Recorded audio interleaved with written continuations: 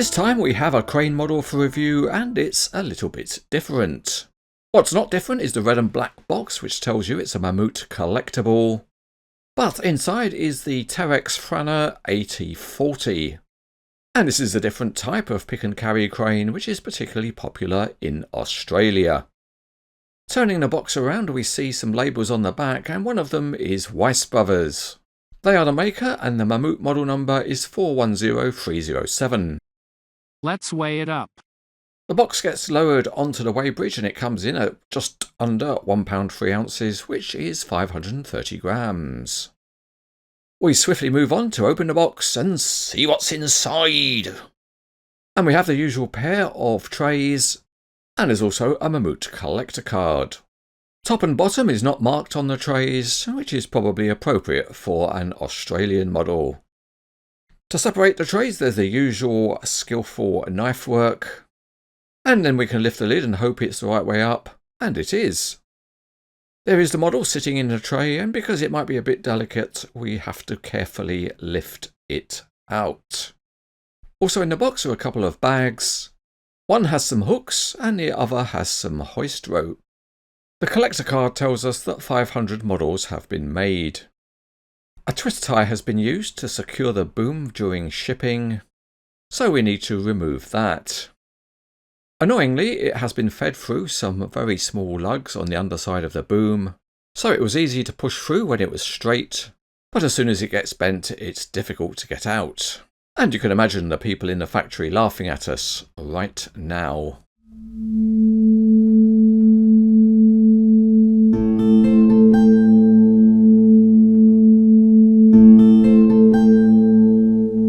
For the assembly, we start with the unusual task of putting some hoist rope onto the drum.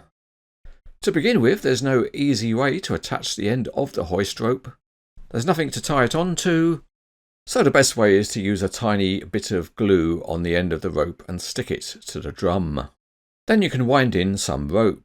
But it soon becomes clear you can't get that much rope onto the drum, and we might end up a bit short when lifting on a fully extended boom. With the drum full, we'll now cut off the end, and we'll reeve up the 4-line hook block. There's no tying off point, so we'll do the best we can, and trim off the loose end. It is possible to fix the end of the hook to the front of the truck, and that would put the model in a realistic road-going configuration. You also have another option with the model, and that is to have a fixed hook at the boom head. It's a plastic part, and when you get it in position, there are a couple of tiny steel pins to insert through the available holes. And you need to be careful because they would be easily lost. Let's weigh it up again. The complete model drives onto the weighbridge and it comes in at just over 15 ounces, which is 430 grams.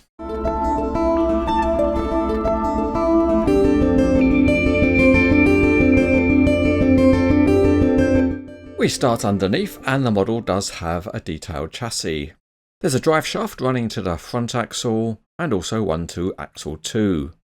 Steering for this machine is across a pivot point with 2 hydraulic rams, and there's also some mid-axle jacks represented.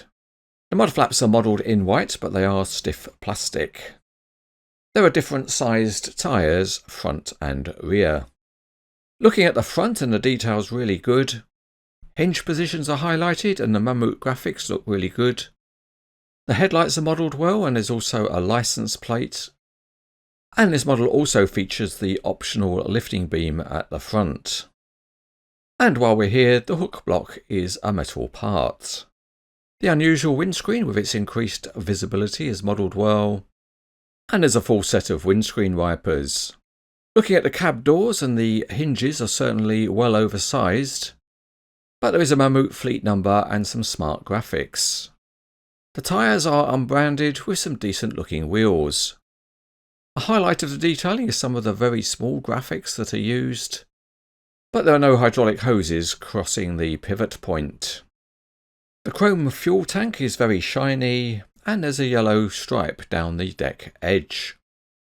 The counterweight of the crane has the Franna name nicely marked on, and there are more tiny graphics along the deck edge. The chrome exhaust stack has a small hole at the end. There's a nice beacon light, and it's nice that all of the handrails on the model are metal. There are more really good graphics on the crane boom. The colour match on the hydraulic ram jackets is very good to the metal parts, and there's a sharply rendered Mammoet name. Moving along the boom, there are chevron graphics which have a slight smudge on this model, but other nice detailing includes a beacon light and a runner for the hoist rope. The boom top has metal sheaves, including a large runner sheave at the back. On the other side of the model there are some nice connections modelled, and also nice to see is the fully detailed fire extinguisher. Looking inside the cabin, it's fully detailed, and there's also a panel fixed to the inside of the door. There is one big modelling compromise on the boom. It is solid rather than perforated as on the real crane.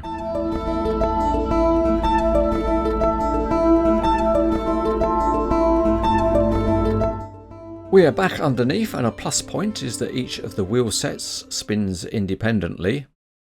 Although on the review model those on the rear axle were much stiffer than the others.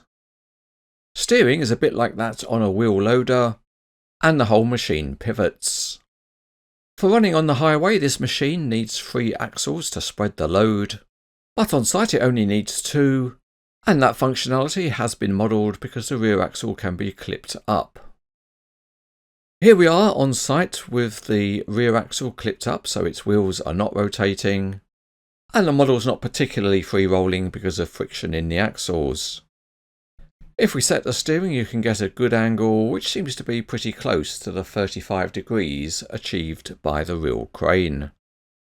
For highway running we can lower the rear axle, and as you can see here the rear wheels rotate if you apply some decent downward pressure.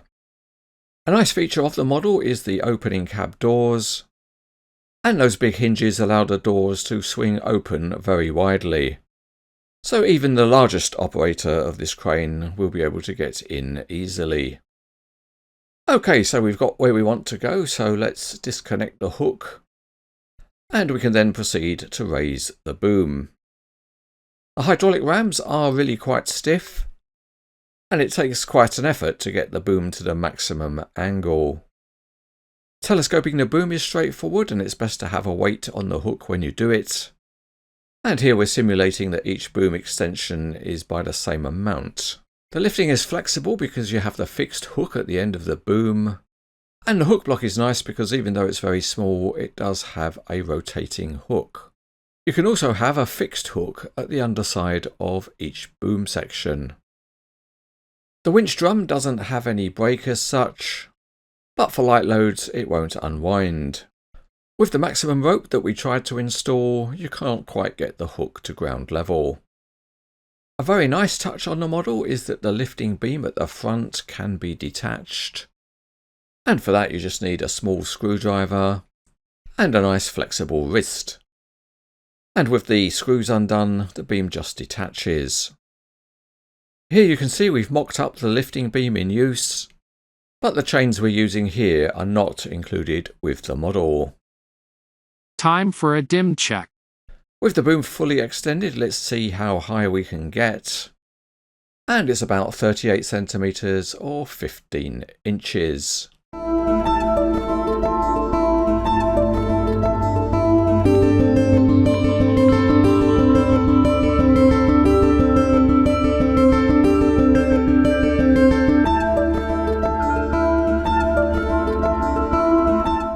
This is an unusual machine which looks really sharp in Mammoet colours. Weiss Brothers has made a very good job of most of the detailing, with only the solid boom extensions being a compromise. Also, most of the functionality works well enough, and it's certainly a model which will give you many different posing opportunities. Overall, it's easy to rate as very good.